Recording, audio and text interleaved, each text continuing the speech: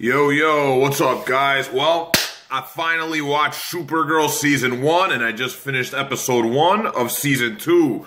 Let's talk about it, shall we?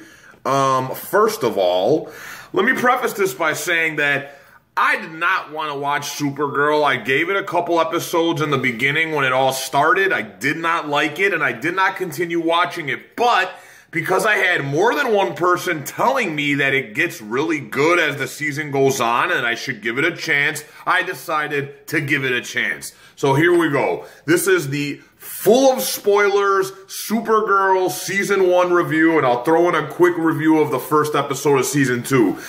I'm going to say that I ended up liking this show a lot, but it took 7 episodes for me to finally be like, all right, I'm on board.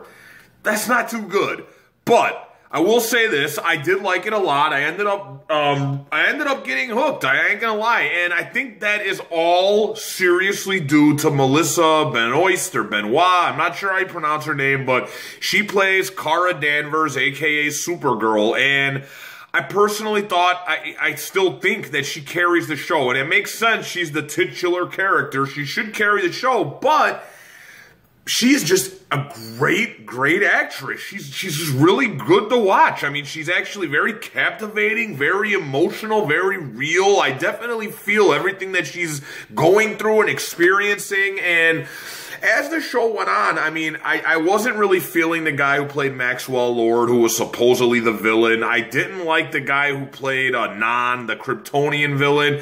A lot of the acting on this show leaves something to be desired. Some of the writing can be very hokey at times, but the special effects are very good. And the guy who plays, spoiler alert, Hank Henshaw, a.k.a. the Martian Manhunter, who you find out, I think, in Episode 7, he's fucking fantastic. Great actor. He definitely just, I love what they've done with Martian Manhunter in this show. I love how he's the commander of the agency that, you know, monitors extraterrestrial activities and stuff, kind of like the Men in Black or whatever.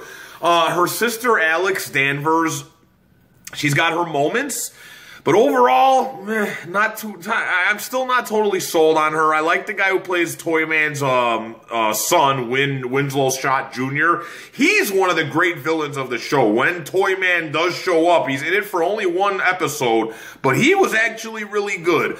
And that's really where I stand with this show. I felt like, you know, Jimmy Olsen, the guy who plays him, I mean, he's a good actor and he's fine and everything, but they made him into like this Yoda character who's always dropping this wisdom, and it just seems a little misplaced. I don't know. I guess maybe I'm more used to Jimmy Olsen being like kind of nerdy and goofy, but you know, it's okay. It's a different take on him. He's not a bad actor, and it's just that the dialogue at times, like I said, can be a little hokey. But really, another standout of this show is Cat Grant, played by Callista Flockhart. She's got a lot of funny, legitimately funny scenes, and she just does a really good job at carrying this character.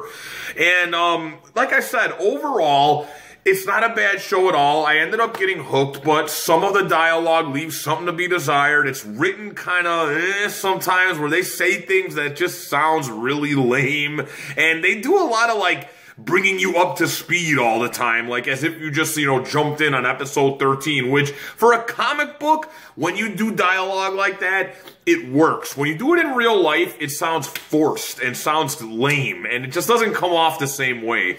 But overall, I think this show is solid. It's definitely cool to see a lot of the things that they're doing with this show. And all of it leads into Supergirl Season 2, which is now a part of the DC TV universe on CW. Season 1 was on CBS, now it's on CW. So it's a part of the same universe as Arrow, The Flash, and Legends of Tomorrow. So I'm very interested to see how they're going to interweave all that, because they did say there's going to be a big crossover event. So that should be interesting.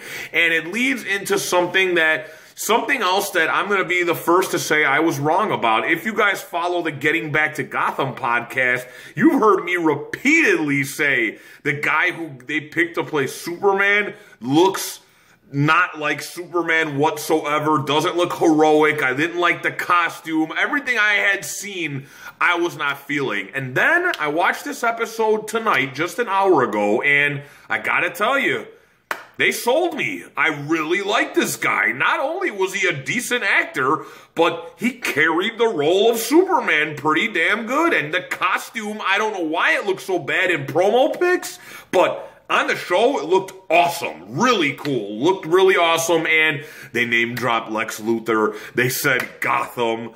Will I finally get my live action DC TV Batman after I was totally gypped for 10 years on Smallville? Am I finally going to get to see Batman in this freaking universe? Only time will tell. But as Commissioner Gordon said in The Dark Knight Returns, he might just be too big. But like I said, overall, oh, by the way, Metallo's coming as well.